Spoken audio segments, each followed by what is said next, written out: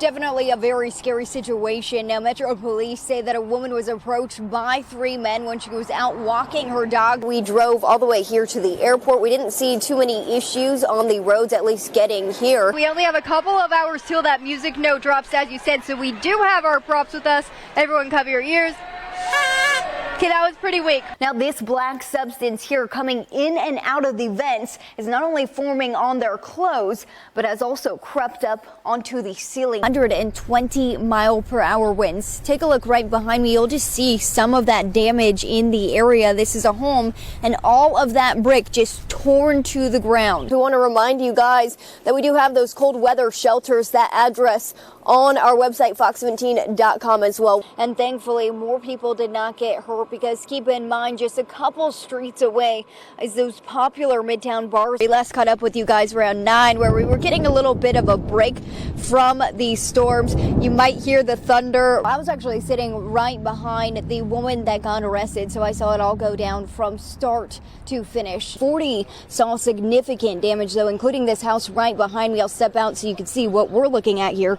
That roof just blown off, lots of debris and downed power lines in and around this area. A federal judge has ordered the FBI to turn over the shooter's writings to the court. That way you could take this kit, bring it to law enforcement, and speed up that investigation process. So let me show you how it works. You basically grab this activation solution. That's just here in Murray County alone. And we also went out into some of the hardest hit communities just to see some of the devastation. That's right, a previous state report found that TSU was underfunded $500 million after years of being left out of the budget. I can't keep Scrooge too long out here, but could we just get one last bah humbug?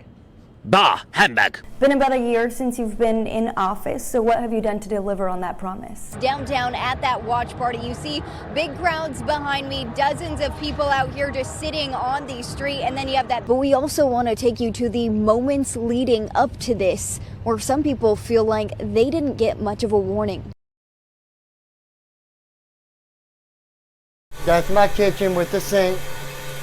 I got a full fridge. Deep in the woods is a whole community of roughly 160 people living just off the Cumberland River on Metro land. This is my living room with the couch. William has lived in Old Tent City the last 3 years, where he built this structure out of plywood. This is my bedroom. Last week, city leaders slapped this notice on the window. And I just found out a week and a half ago they were coming to tear my house down. The city citing safety concerns for, quote, unsafe structures, which are using power obtained illegally from nearby sources. People can't live in tents in a cold weather when it's freezing out here. William is part of a larger group who signed a petition asking the city to put a temporary pause on the demolition process. Some want permanent housing, while others want to gather their belongings. Like I said, they haven't done nothing with this since the 80s. Why now? We're not bothering nobody. In 2022, Nashville committed $50 million to combat homelessness, prioritizing camps citywide for resources and housing. But Old Tent City has yet to be addressed. City leaders blame lack of housing as the main obstacle. These are the structures that are set to be demolished as early as today in Old Tent City. So why not pull out the 100+ housing pods that have been tucked away in storage for the past few years? The reason has been to do with state approval for those. The city has been trying to get these into implementation for a long time. In 2021, Fox 17 News revealed 108 pallet housing pods costing over $1.2 million in federal funds were unused and stored away. They have failed to meet code standards, but Mayor Freddie O'Connell says that could soon change. So we got an update this week that suggests we may finally be able to use all those pods.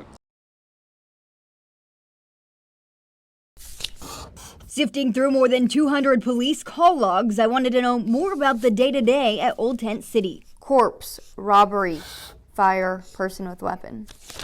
Noting Nashville's $50 million investment to tackle homelessness, community advocates are pushing for a complete camp closure.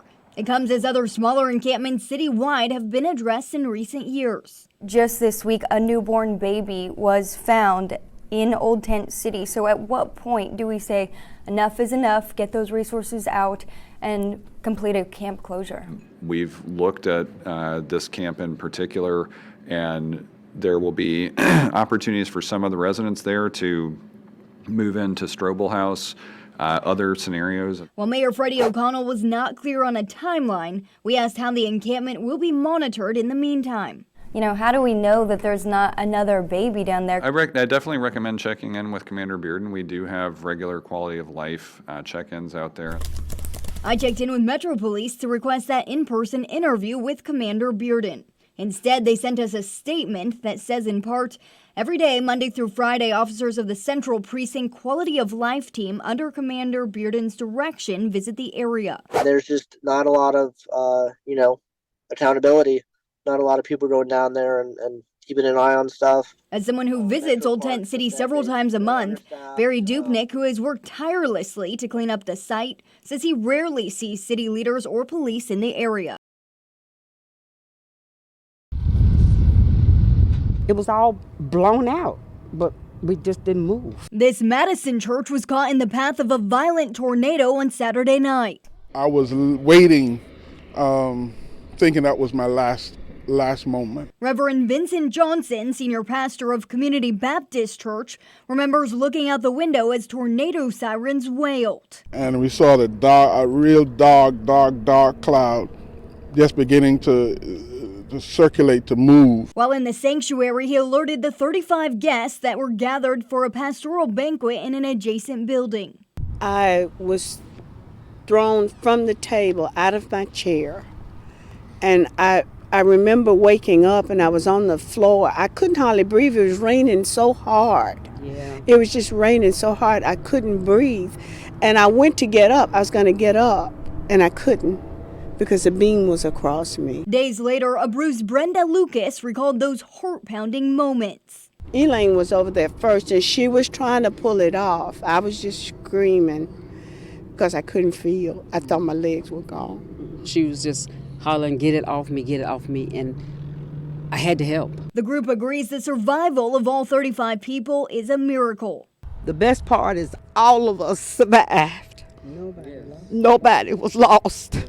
So that's the best part. So it's kind of hard to just talk about it because we all gonna go through some things. Reverend Johnson believes it was an act of God. When you look at what you see, no one can tell me the building couldn't do it. There was no hiding place in either building that we could have gotten to that would have preserved our lives. I declare it was the hand of God. And even though the Bible may be tarnished, that worship continues.